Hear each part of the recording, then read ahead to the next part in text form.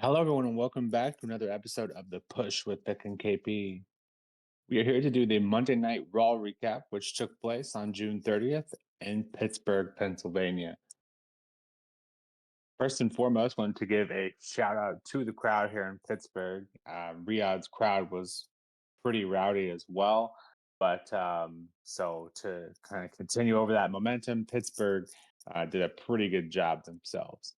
So we kick off the show with Rhea Ripley, who's clearly still feeling the effects of Saturday Night's street fight and is questioning what's next for her. And we kind of alluded to this in the reactions video that it was made pretty obvious that Rhea was on to bigger and better things, and that is clearly the case as she is joined by Io Sky. Io Sky comes down to say that she wants to face the best, and that's her. So, um, yeah, Rhea Ripley, Io Sky, without Bianca Belair this time, um, which is unfortunate. But yeah, seeing these guys go at it once again at Evolution. So yeah, I think there are certainly pros and cons about on this one. Pros being obviously Rhea and Io will do what they do best, and it will be a great match. But it does kind of render the Queen of the Ring a little less important because she didn't need to win that because she, goes right here. But that's how it works sometimes. Um, but yeah, we move on then, and we see AJ in the back with Dom. Dom has a doctor's note that says if AJ touches him, he can't get his Intercontinental title shot. This was pretty funny. Both these guys worked this one pretty well, and yeah, we push off that IC title shot, continuing the injury quotes unquote. So we'll see when we get that one. Hopefully sooner rather than later. We then get a title shot. Is the New Day they're defending the World Tag Team Championship against the Judgment Days, Finn and JD. This is a pretty incredible match, if I do say so myself. And yet another title ends up being added to the Judgment Day. So you'll recall not long ago when we were begging for this group to be dismantled. Look at them now, covered in gold, and this is awesome chance from the crowd. And the Judgment Day very much were the faces in this matchup. New Day were definitely the heels, which was interesting. Always going to be with the heel dynamic. But yeah, let's hope this title reign lasts a little bit longer and gets more attention than the last one that the Judgment Day had. I think if I recall correctly, there was a certain amount of time they didn't even defend them. So yeah, let's hope this one goes a little bit better. And although I'm happy to see the Judgment Day with gold once again, you have to sit here and think you feel bad for the New Day because they were pretty entertaining themselves. And after turning heel on Big E, you have to feel like that was a bit of a dud considering. Granted, they still continue their work, but as far as the title reign and all of that, which took a while in itself, does feel like a bit of a letdown. We then see Bailey being interviewed about her intentions going after the IC title after the match was cut short last week. Bailey said nothing has changed. She's still going after that title. Lyra then comes in and asks why she can't return her texts, etc. Because then they get into an argument and end up getting split up by Adam Pearce, who says he's had enough, as he typically does. And Lyra and Bailey will have a number one contenders match to determine who gets Becky next. So a little more on that later. We then see Chad Gable in a sling with American Made as Pierce comes to wish him a speedy recovery and says that I guess we won't see any Grande Americano anytime soon. Interestingly enough, later in the night, we see the American Made being interviewed yet again, and a little out of order, but it just makes sense. They're asking, kind of what their intentions are of the group and all of that. Ivy just makes it clear that she's going to get into the Battle Royal Evolution. And then as they're discussing that, we see an El Grande Americano sighting that catches the American Made, I don't want to say off guard, but they were definitely felt like they were hiding something. And something did look a little different about him. So interesting development there. We then see Finn and JD, another Judgment Day segment in the back with Pierce and Aldis. Finn walks up and says that Raquel shouldn't lose her title. She's worked very hard for them, and that Roxanne should take Liv's place. Adam and Nick agree, but says that they will defend their titles against a team from Raw, SmackDown, and NXT at Evolution. So that should be a good match. And I guess I'm glad that they're allowing Judgment Day to keep them for now. We then get the much anticipated Sheamus versus Rusev match. And as Sheamus would dub it, this was always going to be a banger. And I felt like this match very much lived up to that. Very slow pace, but hard hitting. And I've said it before, I'll say it again. This probably could have been saved for a PLE, and I suppose it still could be. The finish comes from a rather lenient ref who watches Rusev poke Sheamus in the eyes and pull him to a now exposed turnbuckle. Rusev then lands a Machka kick and gets the win over Sheamus. And if we're lucky at all, there's still much to come from here. But yeah, this was a pretty entertaining match.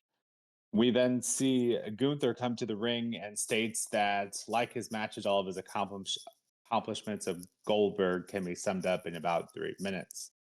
He also states that it's obvious that Goldberg is trying to trying to ride his coattails all the way to retirement. And much like Goldberg, after beating him, he'll be left asking, who's next? We then see Seth Rollins make his way down to the ring. Rollins simply states that he's here to congratulate Gunther and nothing more.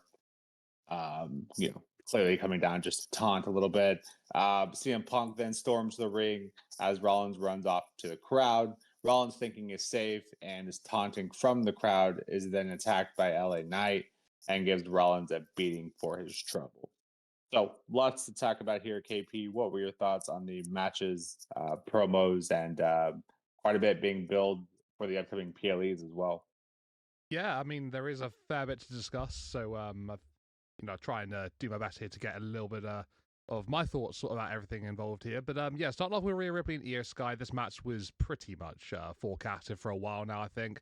They were never really truly finished with each other, I don't think. And, Rhea's had to overcome a couple of little things on her way to get back into the title picture. Io hasn't really been doing too much with the championship as of late, which is kind of unfortunate. I'm not sure why that would be, really, because she's been fine as far as we know. Don't think she's had any injuries or whatnot. So yeah, it's good to see, Io Sky be put back in a big match. And yeah, there probably isn't really any bigger matches than one-on-one against Rhea Ripley at the moment for Io. So yeah, I look forward to that match at Evolution. Should be good. I'm excited for it. And yeah, I suppose this was a nice way to kick that off and to get it made official. And we can now start that build. Hope it's going to be good. I'm sure it will be, with two top talent. The match after, the opening match, I should say, for the tag team titles, I genuinely didn't really see a title change coming in this one. I don't know. It just sort of just like crept up on me and then just like hit me like like it did, sort of thing. And I was quite impressed by what went down, because the match itself was fun. First and foremost, it was a very good contest between both teams. I thought New Day and Judgment Day both had a very good showing in this one.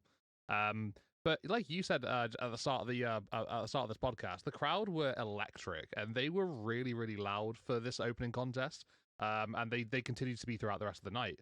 But yeah, when Judgment Day got the 1, 2, 3 and they won the tag titles, the crowd popped massively for them. It was almost as if like they were a team of faces, which is quite telling, quite surprising, really. But yeah, I thought it was a really good contest. I like that Judgment Day have won the tag titles, because I feel that New Day just sort of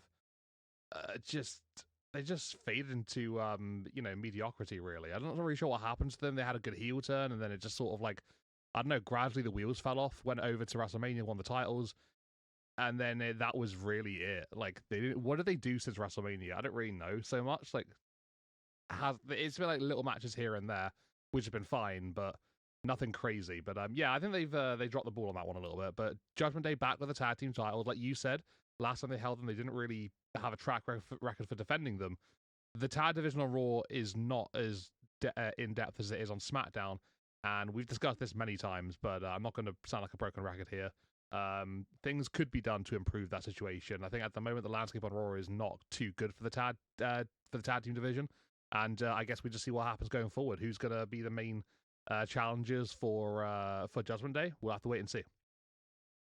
Sheamus and Rusev was pretty good. It was a heavy hitting contest. I think both men, did what they needed to do within the ropes, and yeah, I thought it was quite compelling. It was a good match, and Sheamus. Uh, I think every time Sheamus gets in the ring, he's always so consistent. He never really puts on a bad match. And I think Rusev and Sheamus, they have in ring chemistry. They've obviously worked together in the past many times, and I think that sort of like came into the fray here. And both men, yeah, just put on a really good performance, and I quite liked it. It was a good contest to watch, 1-on-1, just physical and yeah, hard hitting, like I said. But yeah, Rusev winning, I think, is the right call, purely because of the fact that he's just come back. He needs to get some momentum going, needs to string some some good results together, and just to show that he is a top threat on Monday Night Raw and that he could be that. But yeah, the finish to the match was fine. Exposing Sheamus to the steel around the turnbuckles, and yeah, Rusev capitalizing. I like the match. Thought it was good and the right result as well. So no problems with me. Yeah, the Gunter promo that followed, building the match with Goldberg at Saturday Night's main event.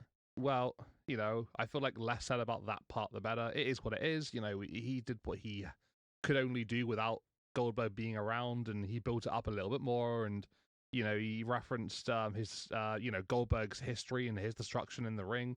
He summarized Goldberg saying that he's gonna he can quickly gloss over him like his matches in 3 minutes. So it's one of those things. Like, we're not going to get a big like long crazy matchup between those two men, but we are going to get one, and that is the reality.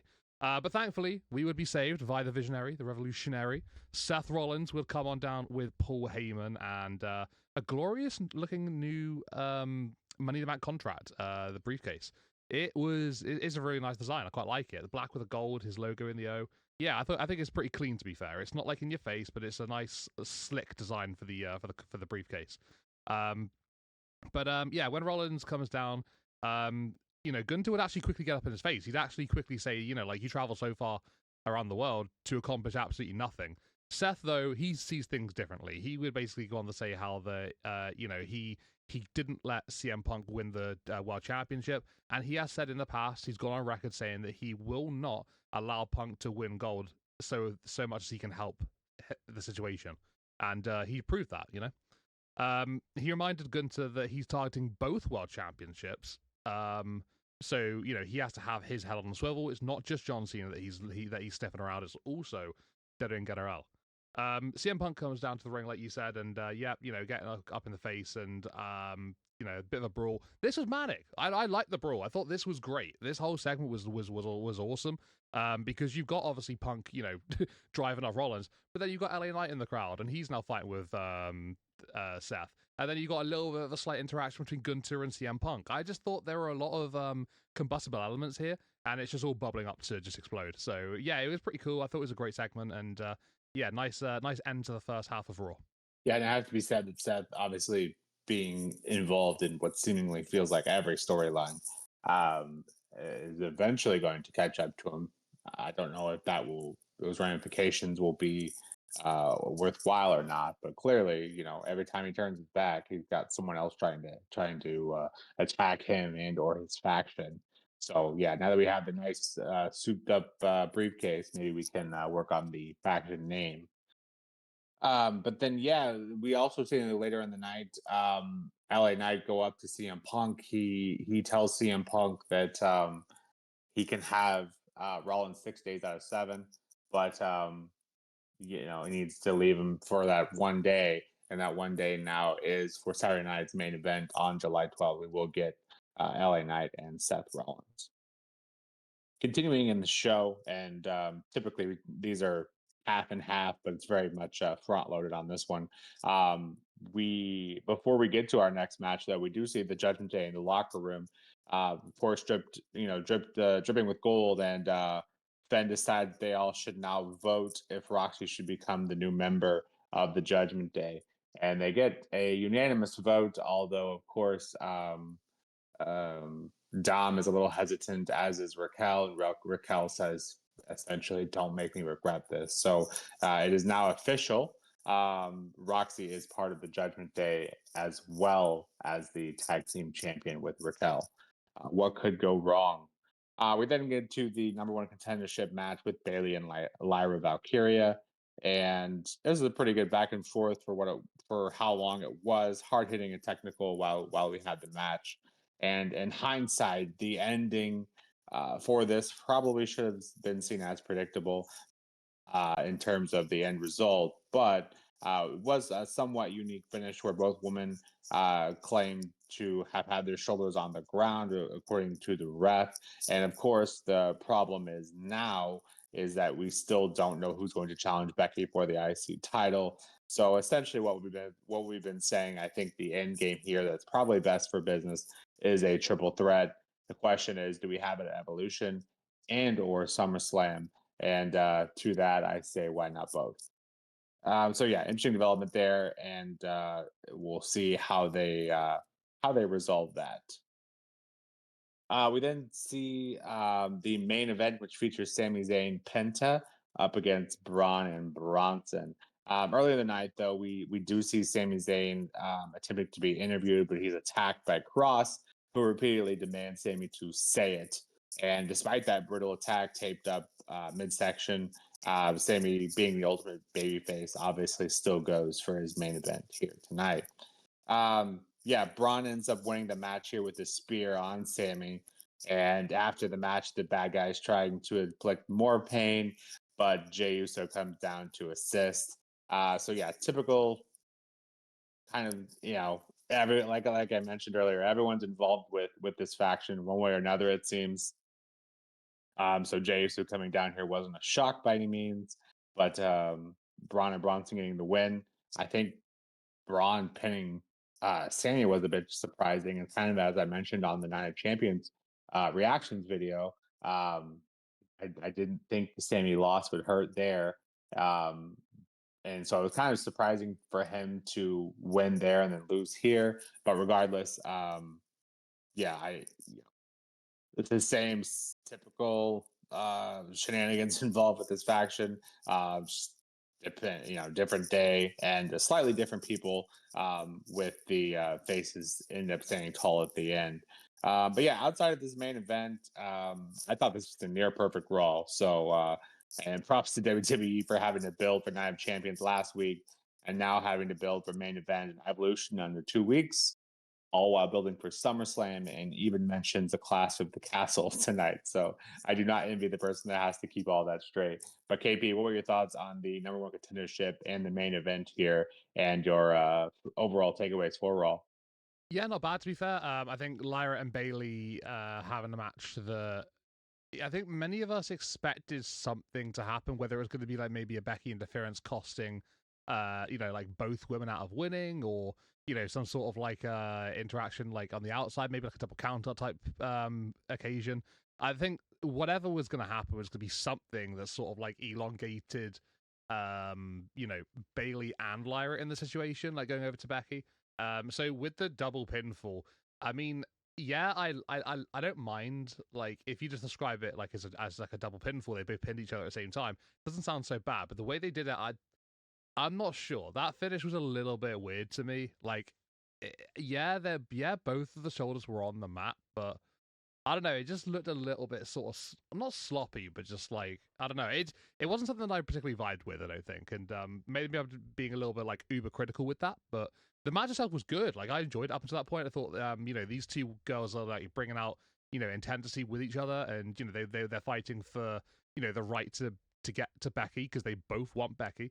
And I think they showed that in the ring as well. So it was nice to see them bring the story element into the match and sort of like use that as an aggressive weapon as such for what they did in the ring. So yeah, it was a fun match. I enjoyed it. Just the finish, not so much for me, but I completely understand why they did it.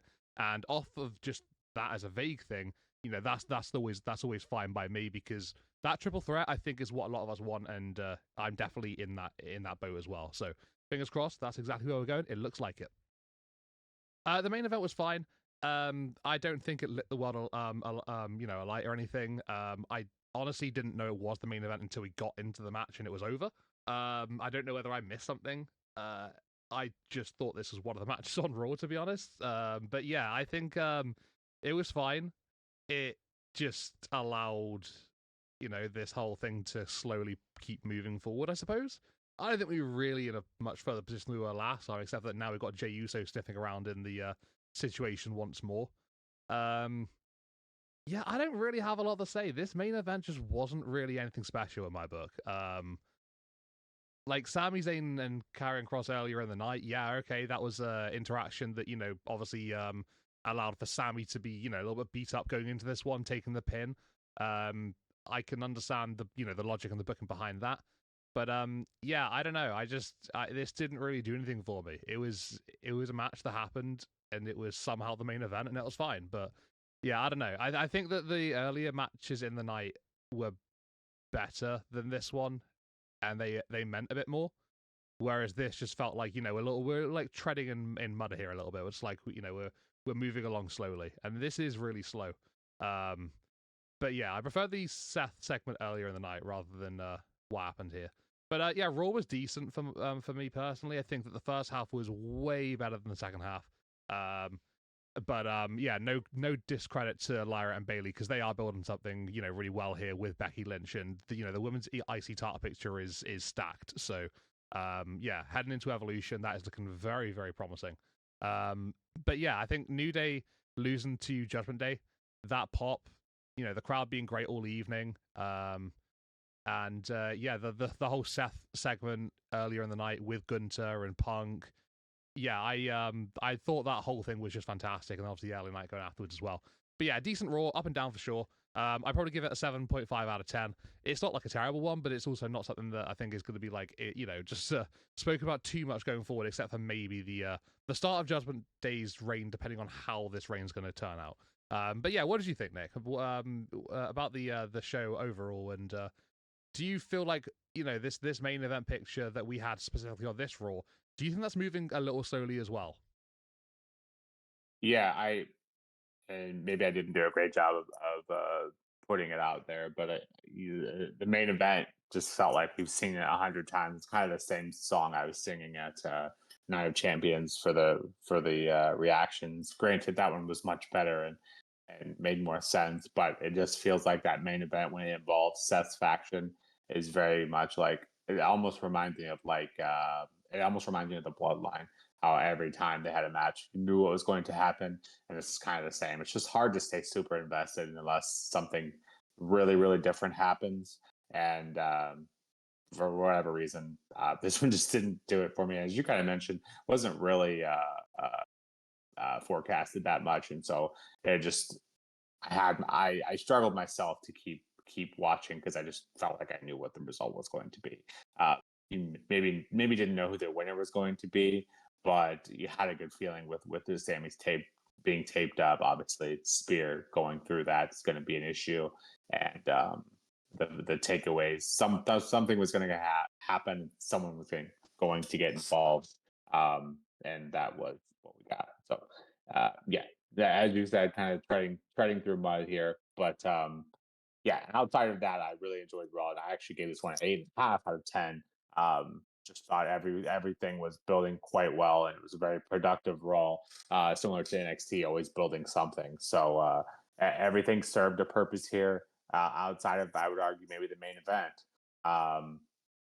which I think the only development we really got from that was obviously Karrion not quite done with Sammy, and eventually ended up costing him the match. So yeah, that was our main takeaway there. But yeah, I really enjoyed this episode of Raw, and I thought it was pretty entertaining. So with that, this has been the Raw recap for the push. We'll be back shortly with the NXT recap, and until then, we'll see you then. Take care.